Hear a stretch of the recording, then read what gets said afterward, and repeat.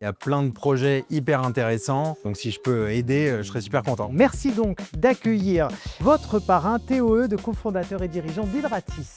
À l'époque, moi j'avais 27 ans, puis là j'ai dit bon écoute, plutôt que de trouver un boulot, viens on va faire ce fameux projet. On a fait des premiers packaging qu'on imprimait et qu'on collait sur des tubes de Berocca. Ce qui fait plaisir, c'est d'avoir un entrepreneur qui est dans le concret, qui ne nous vend pas du rêve et qui nous partage vraiment son parcours. À force de rencontrer des gens, on commence à avoir des vrais retours de pharmaciens. Ne plus avoir peur en fait, ne plus avoir peur de vendre ses produits. Et avoir le courage de se dire ok non mais là j'ai un vrai problème, entrer dedans et vraiment le décortiquer. S'entourer aussi de gens qui vont nous ouvrir les yeux et vraiment écouter pour attaquer les bons problèmes. Passer du concept et de l'idée à un produit qui est commercialisé et qui génère de la valeur. Dans la plupart des business, quand même, c'est le cœur du On se réacteur. rend compte qu'il y a quand même pas mal de points communs entre l'ensemble des entrepreneurs et que le parcours finalement est le même. Il y a souvent des échecs aussi quand on entreprend, donc il faut être prêt à ça et je pense que c'est super de pouvoir se soutenir en tout cas dans ces périodes-là. On est plusieurs à travailler sur des sujets pharmacie, donc c'est sympa parce qu'on va pouvoir également échanger, confronter un peu nos difficultés.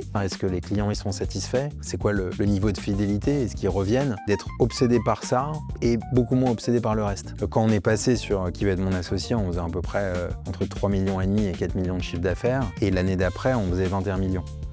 Regardez les problèmes en face avec courage.